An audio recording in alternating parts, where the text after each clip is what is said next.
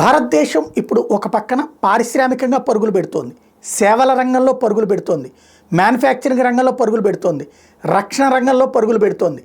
అదే సందర్భంలో అభివృద్ధి శరవేగంగా నడుస్తోంది. 6.4% గ్రోత్ రేట్ ఇప్పటికి IMF అంచనా వేసింది. ప్రపంచంలో టాప్, మన తర్వాత 4, 3 అట్లా ఉన్నాయి. ఆ స్టేజిలో ఇదే గ్రోత్ ఇంకా పెరుగుతోందనినే అమెరికా కానీ చైనా కానీ కుట్ర చేసి భారత్ను తొక్కడానికి యుద్ధం లాంటి వాతావరణం వైపుకి పాకిస్తాన్ ద్వారా తీసుకువెళ్తున్నాయన్నటువంటి అనుమానాలు ఉన్నాయి. అనుమానమే. నెంబర్ 2. నెంబర్ 3 వచ్చేటప్పటికి ఇప్పుడు ప్రపంచ బ్యాంక్ అంచనా వేస్తోంది, ఇదే స్పీడ్లో కనుక భారతదేశం ముందుకు పోతే రాబోయేటటువంటి 22 సంవత్సరాల పాటు ఏడాదికి 7.8% గ్రోత్ రేటుతో యావరేజ్న, అంటే ఒక ఏడాది 6.5 ఉండొచ్చు, ఒక ఏడాది 10 ఉండొచ్చు, ఇట్లాగా 7.8% సగటున గ్రోత్ రేట్ ఉంటుంది.